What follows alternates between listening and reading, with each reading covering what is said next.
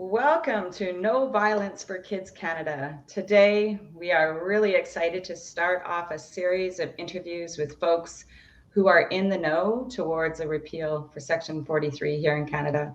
This is our first interview, and I am very grateful to be here with George L. Zimmerman from Ottawa.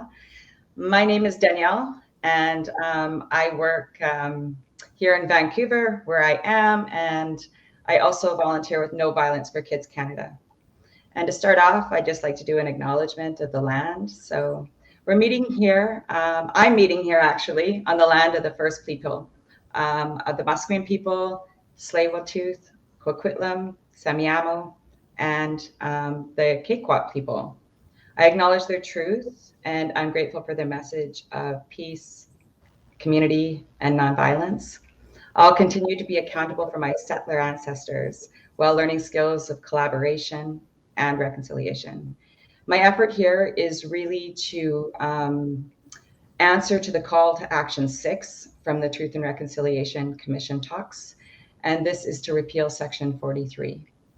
The idea of repeal 43 is to really make no legal excuse for child abuse and child violence in Canadian law. And so I'm grateful to be here on this land. And my next thing I want to do is just really introduce you, George. As I said in our green room, your bio is absolutely phenomenal. And as I was reading through and learning about you, it just resonated this during the week of Remembrance Day. And I just felt so honored to look into your work, and a true Canadian hero. And so I'll just go by. I took notes, and it was really difficult not to take up the full half an hour. What a career.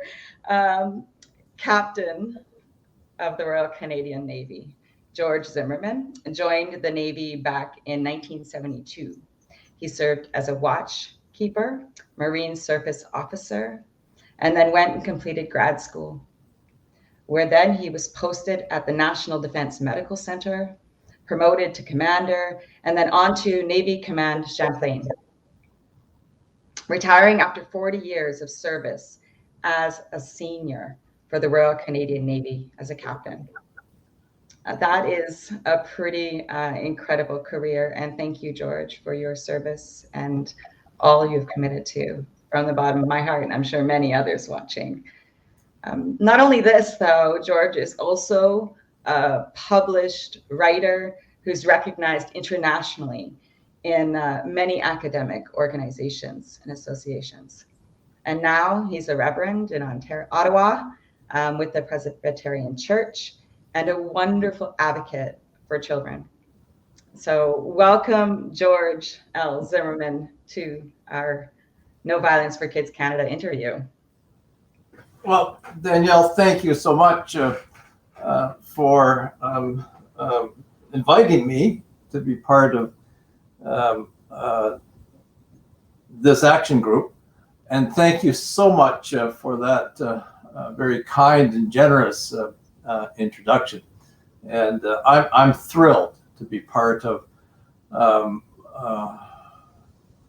process by which we're trying to increase our awareness nationally in the public about the dangers from the hitting law of Canada, which is Section 43 of the Criminal Code, and its direct ties to the horrific abuse by colonialism with our Indigenous fellow Canadians, whom I have served with honor, and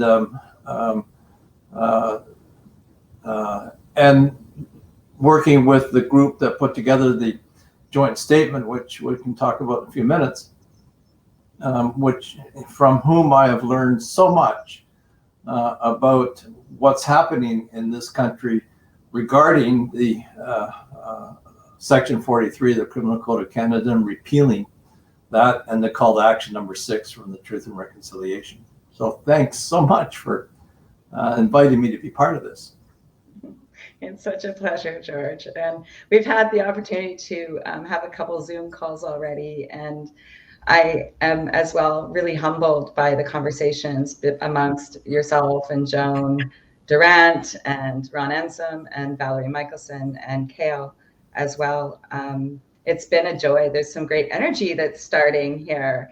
And I am new to this level of advocacy, and I'm absorbing so much. One of the pieces, though, that I have been keeping an eye on is the joint statement.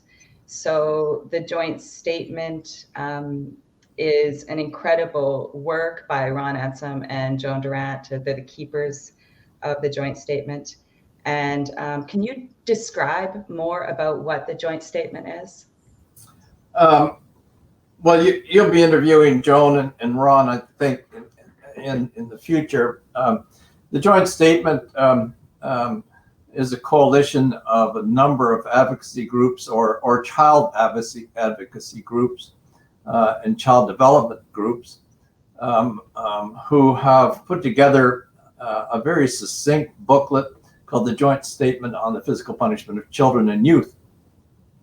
The physical punishment of children and youth. And in there, there's an astounding summary with enough detail that an academic would be able to pick it up and use it, but not so dense that an average person could just pick it up and just read it. So it really is a very well-written document that shows the research that is demonstrated so clearly, without equivocation, that at the very least, any physical punishment of a child does nothing to instill the self-discipline and focus and so on that is necessary for success as an adult. Does nothing to do that. And is more likely and has a high risk of harming that child in a number of areas, mostly psychological, but it can be physical. The link that is shown in the research between adult mental health issues and physical punishment is absolutely clear, and the research involved. So the question really that the joint statement then comes to is, well, now we know this, and it's unequivocal. What do we do about it? Mm-hmm. And the joint statement calls for three great actions. And one is the repeal of Section 43 of the Criminal Code of Canada, which allows for, it's called the hitting law, which allows for parents to physically hurt a child as an act of discipline. So to repeal that particular law and then create more education, both publicly and critically, to young parents. And the education would focus not so much on the negative outcomes of hitting a child, mm-hmm. But more focus on the more positive discipline actions, which are very effective and have long-term positive consequences to the development of that child. So when I got my head around that document the first time, I was just thrilled that we had such a Canadian document and research. Absolutely. Thank you. That was very well put. I appreciate how the joint statement does send a message of effective parenting. So it does give the option that is more effective. In fact, 0 studies have been done to show that hitting kids is an effective form of discipline. 0. That's 0. Correct. So you're right. The research is done. And now it's time for action. And this is the part where I have been so inspired by your work, George. So you have been working really hard with church groups. And in our conversations, I wonder about how to do these conversations and what has that been like for you? So give me a start on what got you going into the church groups part and your history there. Well, my background, as you mentioned, is the chaplain of the Canadian Forces. And as a chaplain, I was very keen on the well-being of my sailors and Army guys and Air Force and air crew and so on. And it led me into advanced degree in pastoral counseling. And so that set me up with an academic background with a strong practicum on providing counseling. So I was so that was how I was employed for many years at the National Defense Medical Center. And that was in the 1990s, mid 90s. And one of the things that emerged clearly in the 1990s was the problems of post-traumatic stress disorder, which is commonly spoken about today. In 1995, it was almost an unheard of disorder. But in any case, as I started to work with military members that had mental health issues, from having relationship problems to serious addictions, to the most debilitating problems of post-traumatic stress disorder, and its its close cousin, depression and anxiety disorders. One of the things that emerged, which caught my attention, was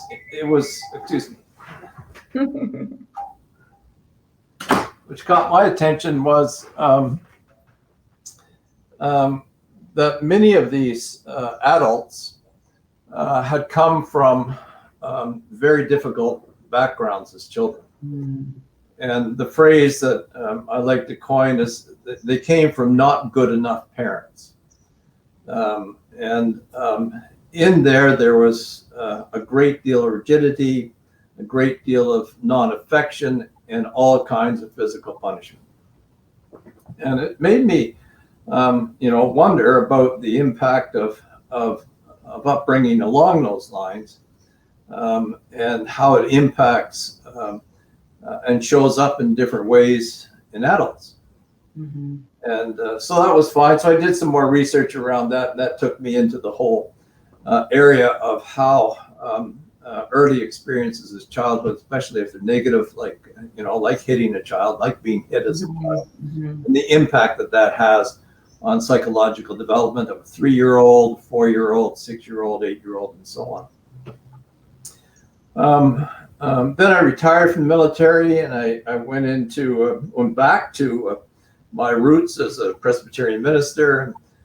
Took a call at St. David and St. Martin Presbyterian Church in Ottawa. About 5 years into it, so I think it was about 2015, maybe 2016, I got a phone call out of the blue from a member who had grown up in that church. And he introduced himself as Ron Ensom. And Ron Ensom, as you know, is the associated as a strong advocate of the joint statement, strong advocate of positive parenting, and has got a strong background in child protection and social work involving children. And he introduced himself, and I knew his name because his family's name is actually engraved on a piece of furniture that family donated to the church. So, is that right? He's part of the family, there's no question. Yeah. Then he introduced me to the joint statement and its purpose. And I immediately knew that this was something I wanted to be involved with. As a military member, one doesn't tend to get involved in advocacy work in the public because of the nature of being in the military. But once I had retired and this particular issue came up, I said, this is something I can really dig into, and so I did. Wow, that makes a lot of sense. I can imagine. I really like how you've connected the PTSD and depression in your work. working from that angle and then bringing me all the way back to early childhood. I have very similar work, and I, work directly with parents, and I feel the same way. I see the same thing, that early trauma is, trauma is preventable when we address early childhood. And, we say that, if we want peace, we must address early childhood. This is the way it has to go. I agree. And so, and also recognizing too what Joan and I'm reading Valerie too really promotes assertive parenting, effective parenting, and really, I like what you said so bravely. Good parents, not good enough parents, right? We need resources. And we need government action that makes that a thing. So it seems that all the resources now are put through nonprofits or put through, other means, and it's not bottom line. So effective parenting isn't really in our legal language that this is a move for Canada. This is what Canada will stand up for. So that's where we have the repeal, and there's a great responsibility on our federal government to hold, parents accountable and caregivers accountable for keeping kids safe so that they thrive. There's a massive impact on our society as a whole when kids aren't raised well. And so that is definitely a concern. And so repeal is definitely a great start for our government to make a stand and say, hey, and also then have the responsibility to put forward some resources for that to happen for parents. At the same time, getting to the repeal is difficult, right? Back in 2004, the Supreme Court decision, that was a lengthy and arduous task to even get it to the floor. And then there was some interveners for that made it to the status of intervening, I guess it goes. Canadian Teachers Federation, which is a shock to me, was a shock when I learned that when I was studying the case. Then the Coalition for Children, who is mainly a group of church organizations. So this, I see how now your trajectory goes. Tell me more about these conversations you've been having and successes, challenges. Wow, George. Well, once, and then I met Ron, and I read the joint statement and started to dig through the research. And it became mind-boggling. I was astounded, as you are, with that this continues to exist as a law in Canada. And Shocking. I talked to my daughter, who's got a 12, 10, and 8-year-old at home, and she just said, it's still on the books. I mean, how is such a thing possible? So it is astounding that it's still there. And it's even more astounding that despite concentrated efforts to repeal it, it's still there. Since 1892. Yeah, exactly. Yeah. So, and then even more astounding were those that were opposed to the repeal and were advocating to keep it on the books. But those kinds of awareness came later, shocks. I thought this would be a no-brainer. Yes. So I did the research and did the theological research because that's what I do at the Presbyterian Church, and introduced it to our ruling body of the church and to the congregation as a whole. And after quite a bit of debate, not in terms of being opposed to it, but trying to understand why it was still there and exactly what the theology that supported the repeal was in place. And so we talked about that. We did some education around that, more education around that, and the local congregation signed off on it and endorsed the joint statement. And then they said, this is important. Why don't we ask the national church to do that? Mm-hmm. And that turned on a process that took it to the local group that oversees the Presbyterian churches in Ottawa, called the Presbytery of Ottawa. And Ron and I took it to that body and asked them to endorse it. And after quite a debate, which shocked me because some of the statements being made were just, I can't believe those words just came out of that minister's mouth, thinking. But we got through that, and about 2/3 of the presbytery was thrilled to endorse it. So it's a good majority. Yeah. And the next step, that's sort of on the way to taking it to the national church. And so we took it to the highest body of the church, which is known as the General Assembly. And COVID slowed it down. There was opposition to the research in its first, first time it was introduced. Was sent back for further study. COVID prevented General Assembly the year before last. And then this past year, the report written by the National Church body that does that kind of thing was even stronger than it was the first time around. And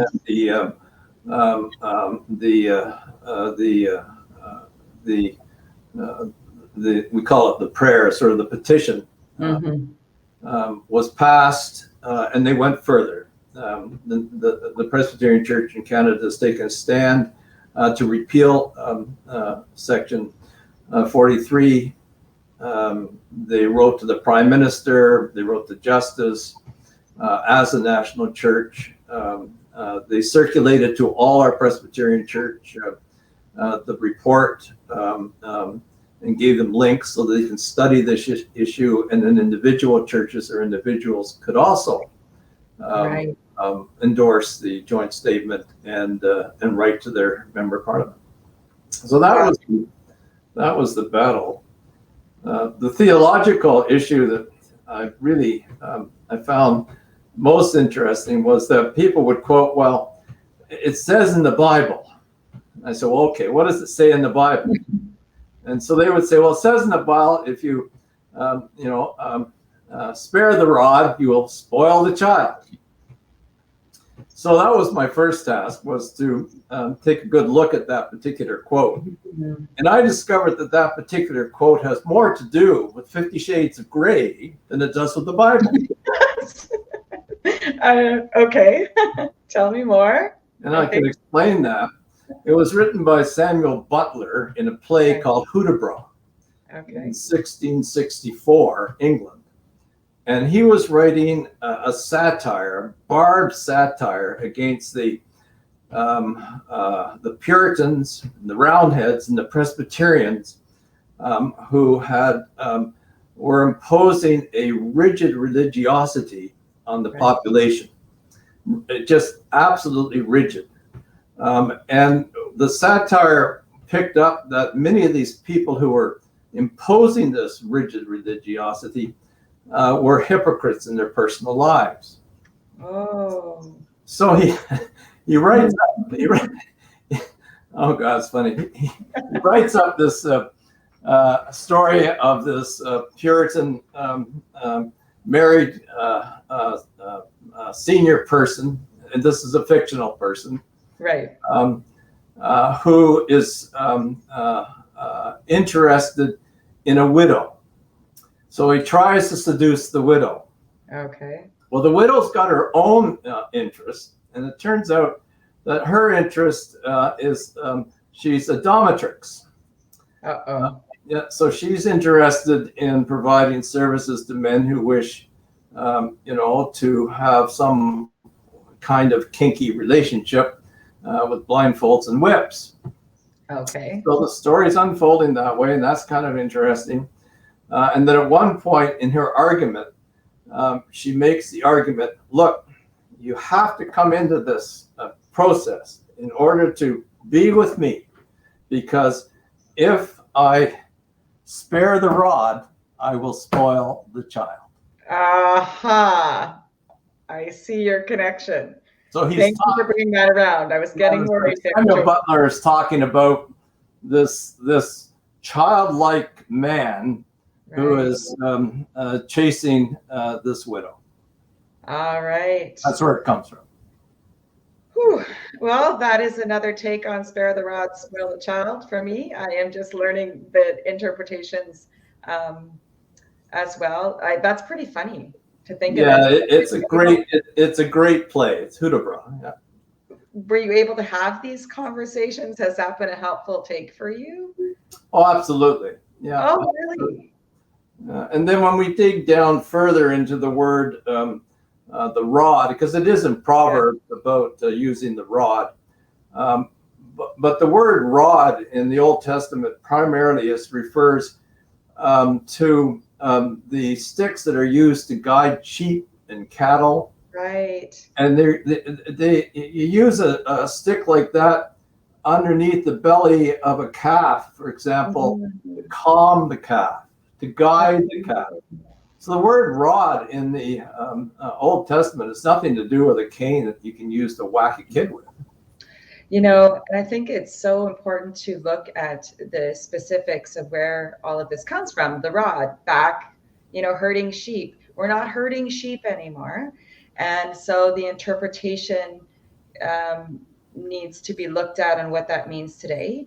And also, I hear the same thing. There's a discrepancy, but the Bible says this. And it's like, but the Bible also said only sons.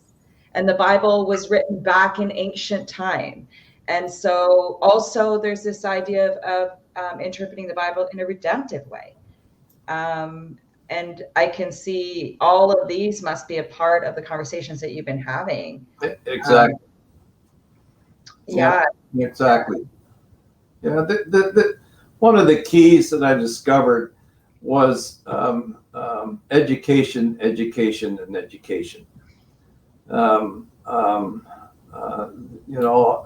Shallow interpretations of scriptures that are just picked up off.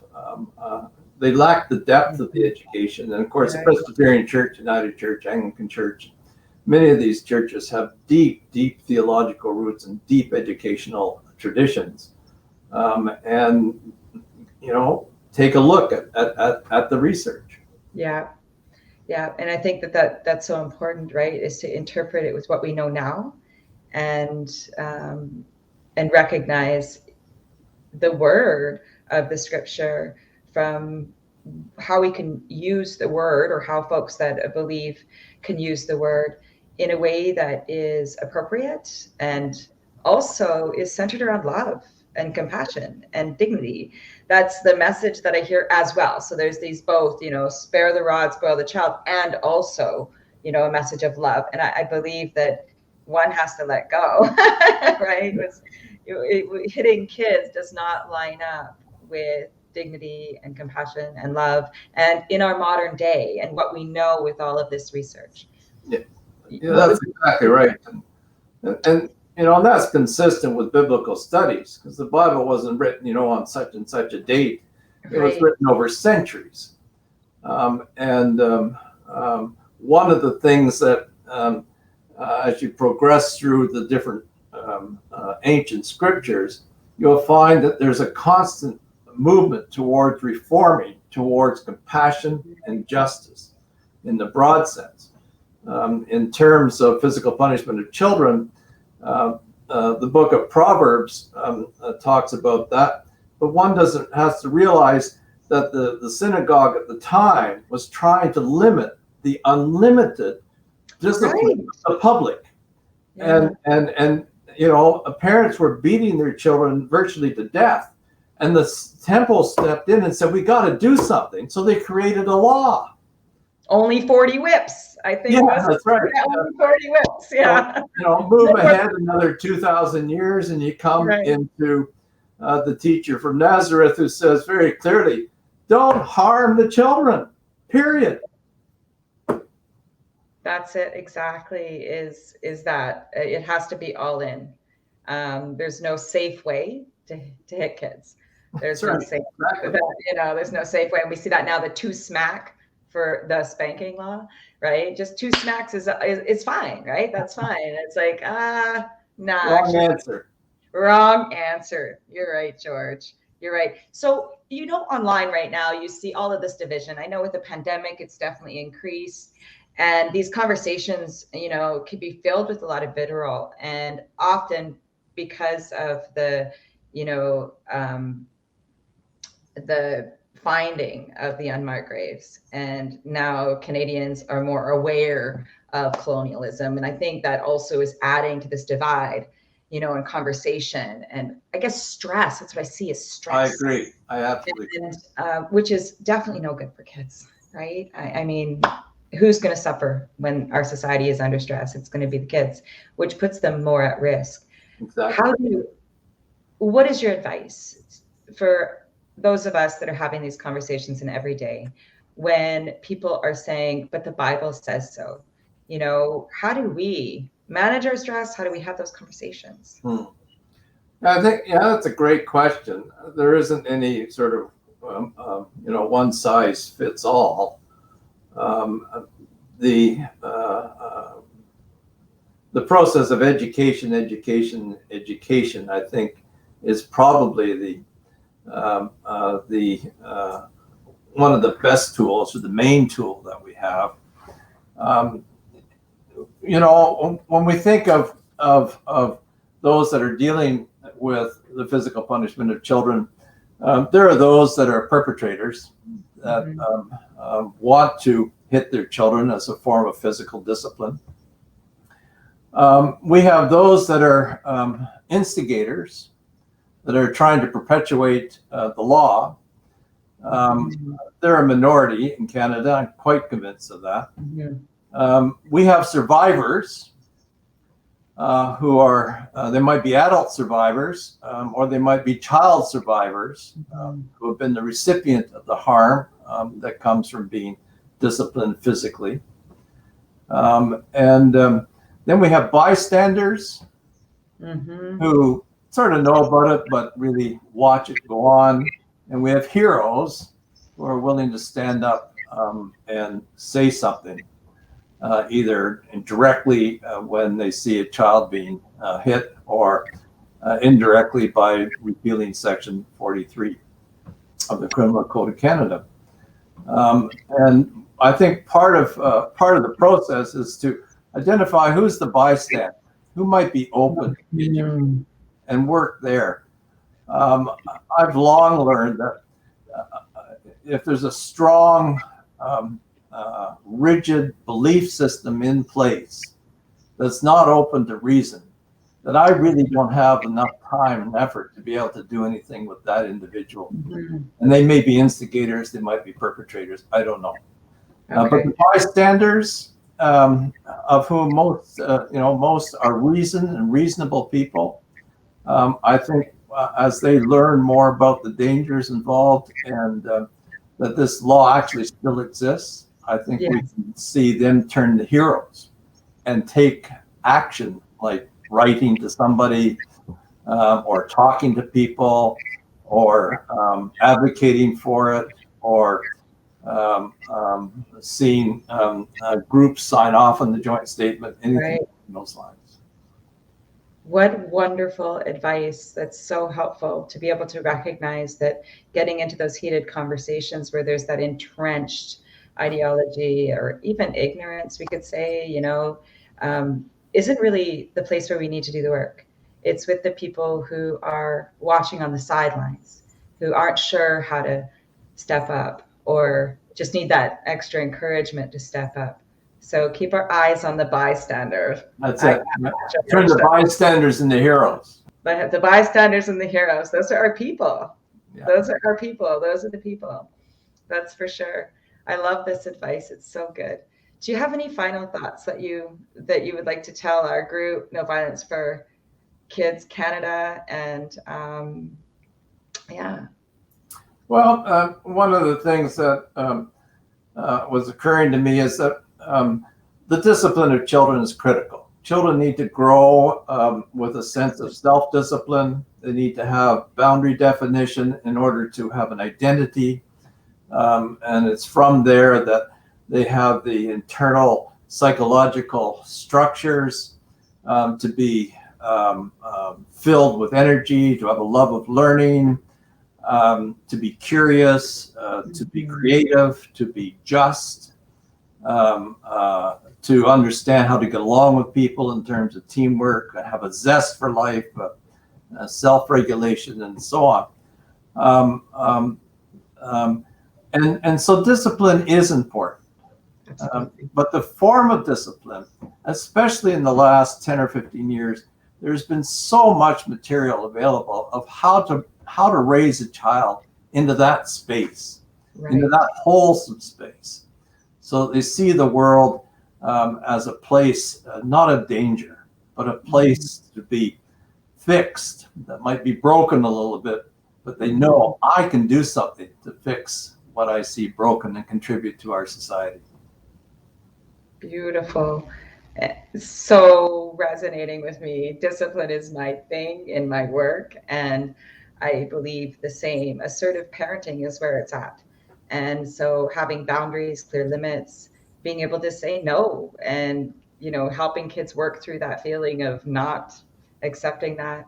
And also managing our boundaries and discipline with the compassion and responsiveness that kids really need to have in their bloodline to navigate this wild world, right? It's so important. Thank you so much, George. I think there's going to be another time. I feel like that I could ask 1,000 questions. I really appreciate you coming on today. Thank you, and thank you for having me. Have a great afternoon, and looking forward to working with you over the next while, because the first goal is the repeal. The first goal is to repeal 43, and maybe I'll make it to Ottawa when that happens. Oh, that would be great. We'll be there together. Thank you. That's my goal. I cannot thank you enough for having this chat with me today. And for those out there, it's really, really important that we get this message out and that we look for the bystanders. We need people to like, comment, share, invite others into this conversation, and let everyone know that there is an opportunity to endorse the joint statement. You can get a hold of our Facebook group. You can find George. You can go to CHIO, or however, we have all the information on endorsing the joint statement. As well, we have action groups on our Facebook page. There's always an event so that you can put pen to paper, write your MP as well. And also coming up November 20th, next Saturday, is National Child Day. So I hope to see people out on the streets with signs, making noise for kids. I know I'm going to be at the Vancouver Art Gallery, probably maybe by myself, with a lot of signs and making noise, but I hope others across Canada will also do the same. Thank you for joining us, and thank you, George. Have a great afternoon. Thank you very much.